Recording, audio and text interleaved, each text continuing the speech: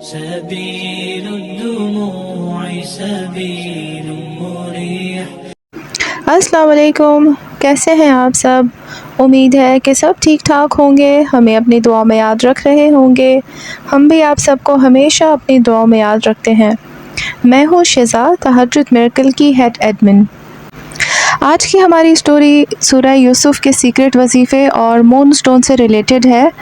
और आज की स्टोरी शेयर करने से पहले मैं आप सबसे एक रिक्वेस्ट करना चाहती हूँ कि हमारे जो भी मेंबर्स मुझसे या अलीना सिस्टर से वजीफ़ा लेते हैं और उन्हें उस वजीफ़े से रिलेटेड कोई भी क्वेश्चन करना होता है या उन्हें कोई चीज़ उस बारे में समझ नहीं आ रही होती या उस वजीफ़े में कोई उनको प्रॉब्लम फेस करनी पड़ रही होती है, तो प्लीज़ आप हमारे एडमिन से कांटेक्ट किया करें। हमारे जो एडमिन्स हैं जिनको अलीना सिस्टर और मैं इंस्टाग्राम पे फॉलो करते हैं, वही सिर्फ हमारे एडमिन्स हैं। आप उनसे क्वेश्चन कर सकते हैं। जो भी आपका क्वेश्चन है, जो भी आपकी प्रॉब्लम है, आप उनसे पूछिए, वो आपको ज़रूर गाइड करेंगे। जिन लोगों को अलीना सिस्टर और मैं फ़ॉलो कर रहे हैं, सिर्फ वही हमारे एडमिन्स हैं। उसके अलावा हमारा कोई और एडमिन नहीं है, इंस्टाग्राम, फेसबुक कहीं भी नहीं। और इसके अलावा यूट्यूब पे भी हमारा तहज्जुद मिरेकल के अलावा कोई और चैनल नहीं है। तो काइंडली आप किसी को भी कांटेक्ट करने से पहले चेक कर लिया करें कि आप हमारे नाम से जिन लोगों को कांटेक्ट कर रहे हैं वो हमारी टीम का हिस्सा हैं या नहीं, क्योंकि हम ये नहीं चाहते कि हमारे नाम पे कोई आपको बेवकूफ़ बनाए या आपको किसी तरह से कोई भी लॉस हो। तो चलते हैं आज की मिरेकल स्टोरी की तरफ। अस्सलाम वालेकुम आपी, उम्मीद है कि आप बिल्कुल ठीक होंगी और हमेशा की तरह सबकी हेल्प कर रही होंगी। आपी, आज मैं भी आपके मेंबर्स की तरह फ़ाइनली अपनी मिरेकल स्टोरी शेयर कर रही हूँ। और मैं अपनी मिरेकल स्टोरी शेयर करते हुए बहुत ज़्यादा खुश हूँ। मैं एक्सप्रेस नहीं कर पा रही अपनी फीलिंग, क्योंकि आप ये सच में मुझे अभी तक यकीन नहीं हो रहा कि अल्लाह ताला ने मेरी ज़िंदगी में भी आसानियाँ कर दी।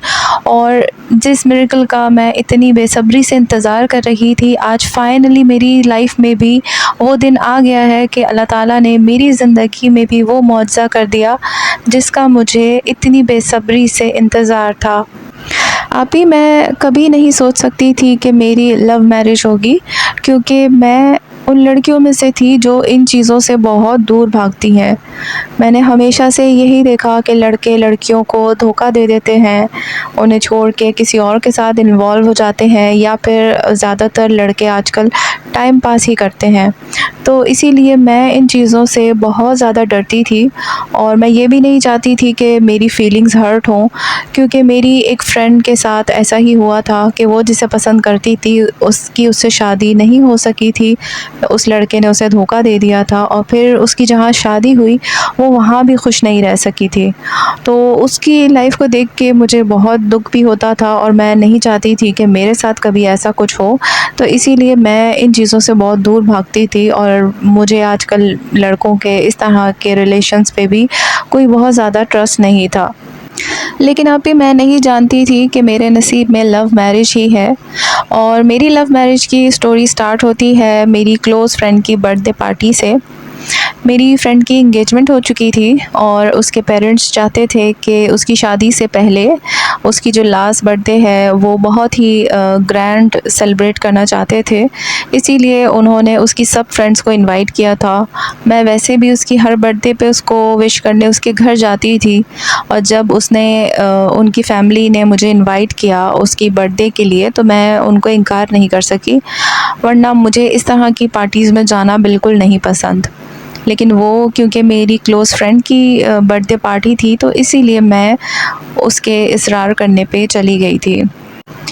मेरी फ्रेंड की बर्थडे पार्टी में हम फ्रेंड्स के साथ साथ उसके फैमिली मेम्बर्स भी इनवाइटेड थे, और वहीं पे उनके एक कज़न को मैं बहुत पसंद आई थी। और कुछ टाइम के बाद उन्होंने मेरी फ्रेंड से मेरा नंबर मांगा, और मेरी फ्रेंड जानती थी कि अगर उसने मुझसे पूछा तो मैं बिल्कुल मना कर दूँगी। इसीलिए उसने मेरी परमिशन के बग़ैर मेरा नंबर अपने कज़न को दे दिया था। और उनको मेरा नंबर देने के बाद उसने मुझे बताया कि मेरे कज़न तुम में इंटरेस्टेड हैं और उन्होंने मुझसे तुम्हारा नंबर मांगा था, तो मैंने तुम्हारा नंबर दे दिया। तो इस बात पे मैं उससे बहुत नाराज़ हुई कि मेरी परमिशन के बग़ैर नंबर क्यों दिया। तो इस बात पे मैं उससे काफ़ी दिन तक नाराज़ भी रही थी।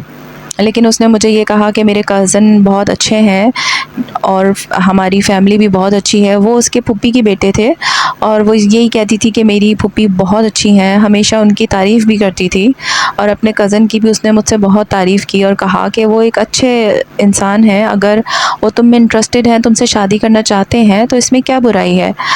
लेकिन फिर भी मुझे ये बात नहीं पसंद थी कि कोई भी रिश्ता या ऐसी कोई बात होने से पहले मेरा नंबर वो मेरी परमिशन के बग़ैर उन्हें दे दे, क्योंकि जब उनके पास मेरा नंबर होगा तो लाज़मी वो मुझसे कांटेक्ट भी करेंगे, मुझसे बात भी करना चाहेंगे और ये सब मैं नहीं करना चाहती थी। कुछ दिन के बाद मेरी फ्रेंड के कज़न ने मुझे मैसेज किया और डायरेक्ट ही उन्होंने अपना इंट्रोडक्शन मुझे करवा दिया था, क्योंकि मेरी फ्रेंड उनको बता चुकी थी कि मैं इस मामले में थोड़ी स्ट्रिक्ट हूँ और मैं इस तरह से किसी अननोन नंबर पर रिप्लाई भी नहीं करती हूँ। तो इसीलिए उन्होंने अपना डायरेक्ट मुझे इंट्रोडक्शन दे दिया था ताकि मैं उन्हें पहचान जाऊँ। मैंने उन्हें पहले ही मैसेज में ये बता दिया था कि मुझे टाइम पास करना बिल्कुल नहीं पसंद और इस तरह से बातें करना भी मुझे अच्छा नहीं लगता। तो इसीलिए अगर आप मेरे बारे में सीरियस हैं और मुझसे वाकई शादी करना चाहते हैं, जैसा मेरी फ्रेंड ने बताया है, तो आप डायरेक्ट रिश्ता लेकर आ जाएँ, उसके बाद आपको जितनी बातें करनी हो कर लीजिएगा। तो उन्होंने ये कहा कि वो कुछ बातें डिस्कस करना चाहते हैं मुझसे, उसके बाद वो ज़रूर रिश्ता भेज देंगे और उन्होंने ये कहा कि मैं ख़ुद भी नहीं चाहता कि मैं इस तरह से बातें करूं, मेरी ख़ुद भी ऐसी नेचर नहीं है। आप मुझे बहुत अच्छी लगी और दूसरों से मुझे बहुत डिफरेंट लगी, इसीलिए आप मुझे पसंद भी आईं और मैं आपसे सिंसियर हूँ, शादी करना चाहता हूँ और मैं ये भी जानता हूँ कि आप मेरी कज़न की बहुत अच्छी फ्रेंड हैं। तो आप इस बात से बिल्कुल बेफ़िक्र रहें कि मैं आपसे कोई उल्टी सीधी बात करूँगा या मैं आपके साथ टाइम पास करूँगा, मैं ऐसा इंसान बिल्कुल भी नहीं हूँ। बस कुछ चीज़ें थी जो वो मुझसे डिस्कस करना चाहते थे, उनके कुछ फ़ैमिली के मामलात थे जो वो चाहते थे कि शादी से पहले मुझे पता हो, जबकि मैंने उन्हें यही कहा कि ये सब चीज़ें वक्त के साथ इंसान को पता चल जाती हैं, इंसान समझ जाता है। लेकिन उन्हें शायद ज़रूरी लगा, कुछ बातें ऐसी थी जो वो मुझसे शादी से पहले डिस्कस करना चाहते थे, रिश्ते से पहले ही वो चाहते थे कि मुझे हर चीज़ के बारे में पता हो। और वो बातें भी कुछ इस तरह की थी जो मैं इनकार नहीं कर सकी उनको डिस्कस करने से, और वो बातें मैं यहाँ भी शेयर नहीं कर सकती, थोड़ी पर्सनल है और उनकी तरफ से मुझे अलाउ भी नहीं है कि मैं ये बातें यहाँ शेयर करूँ। खैर, कुछ दिन हमारी बात हुई और वो बहुत अच्छे इंसान थे, वाकई उन्होंने बहुत तमीज़ से और बहुत अच्छी तरह मुझसे बात की, कोई मुझसे उल्टी सीधी बात नहीं की। जो मसले के हवाले से या जो भी उनके प्रॉब्लम से जिसकी वजह से वो मुझसे बात करना चाहते थे, उन्होंने सिर्फ़ उसी हवाले से मुझसे बात की, कोई और एक्स्ट्रा उन्होंने बात नहीं की। और आप ही वाकई कुछ दिन के बाद उन्होंने डायरेक्ट रिश्ता भी भेज दिया। रिश्ता मेरी फ्रेंड के थ्रू ही आया था, क्योंकि वो उसके कज़न हैं और मेरी फ्रेंड ने मेरी फ़ैमिली में मेरी मदर और मेरी सिस्टर्स को यही बताया था कि उसकी फूफी उनके कज़न के लिए रिश्ता ढूंढ रही थी। और मेरी फ्रेंड ने ही अपनी फूफी को मेरे बारे में बताया, मेरी पिक्चर दिखाई, उन्हें मैं पसंद आई, इसीलिए वो अपनी फूफी के साथ मेरा रिश्ता लेकर उनके घर आई है। उसने ये शो नहीं किया कि उसके कज़न ने मुझे पसंद किया है, क्योंकि वो जानती थी कि अगर उसने ये बात बताई तो इस बात की वजह से मेरी फ़ैमिली में ऑब्जेक्शन हो सकता है और शायद उसकी फूफी को भी इस बात पे एतराज़ होता। इसीलिए उसने अपनी फूफी से भी मेरे हवाले से ख़ुद ही बात की थी। मेरी अम्मी मेरी फ्रेंड की फ़ैमिली को अच्छे से जानती थी, इसीलिए उन्होंने कोई ख़ास एतराज़ नहीं किया।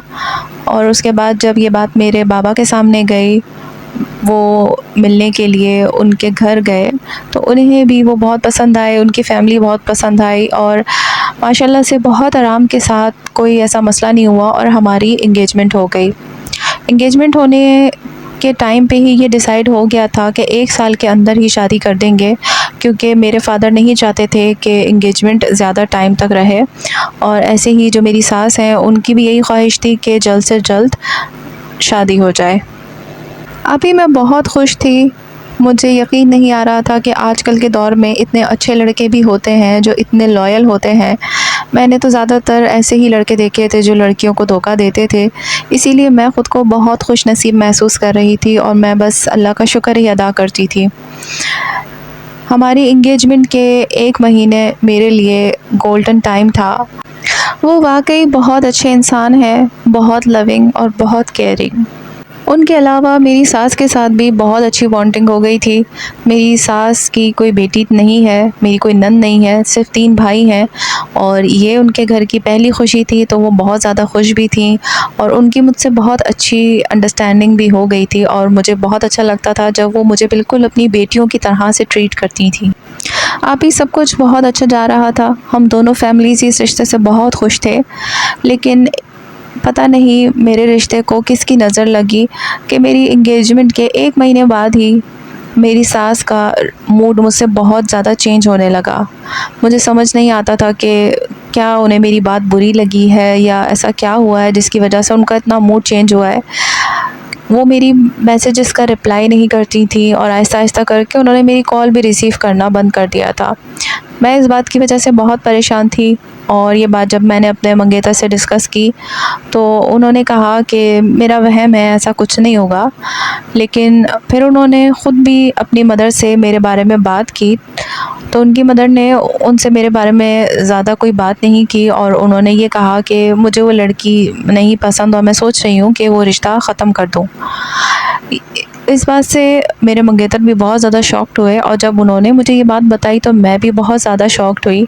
उन्होंने मुझसे पूछा कि क्या मेरी उनकी मदर से कोई ऐसी बात हुई थी या उनकी मदर को मेरी कोई बात बुरी लगी थी, तो मैंने उनसे यही कहा कि लास्ट टाइम जब मेरी उनसे बात हुई थी तो बहुत अच्छे से बात हुई थी। मुझे तो ख़ुद इस बात की टेंशन है कि अचानक से आंटी को क्या हुआ है कि उनका मूड इतना ज़्यादा चेंज हो गया। लेकिन मेरे मंगेतर ने मुझे बहुत हौसला दिया और उन्होंने कहा कि परेशान नहीं हो, मैं अम्मी से बात करता हूँ। उन्होंने काफ़ी बार अपनी मदर से बात करने की कोशिश की लेकिन वो उन्हें कुछ नहीं बताती थीं, सिर्फ़ यही बात कहती थी कि मुझे यहाँ रिश्ता नहीं करना और मैं यहाँ तुम्हारा रिश्ता नहीं करूँगी, मेरी तरफ़ से ये रिश्ता ख़त्म है और कुछ दिन में मैं लड़की की अम्मी को भी फ़ोन करके रिश्ते से इनकार कर दूँगी। इस बात की वजह से मैं बहुत ज़्यादा परेशान हुई। वो अपनी अम्मी को कन्विंस करते रहे, समझाते रहे, उनसे पूछते रहे लेकिन उनकी मदर ने उन्हें कुछ नहीं बताया कि ऐसा क्या हुआ है जिसकी वजह से वो रिश्ते से मना कर रही हैं। और अभी इस बात के कुछ दिन बाद ही उन्होंने वाक़ई मेरी अम्मी को फ़ोन करके हमारे रिश्ते से मना कर दिया। मेरी अम्मी भी बहुत ज़्यादा परेशान हुई क्योंकि मेरी एंगेजमेंट हो चुकी थी और मेरे ख़ानदान में सबको पता भी चल चुका था कि मेरा रिश्ता हो गया है और 1 साल में शादी भी है। और सबसे ज़्यादा टेंशन मेरी मदर को मेरे फ़ादर की थी क्योंकि मेरे फ़ादर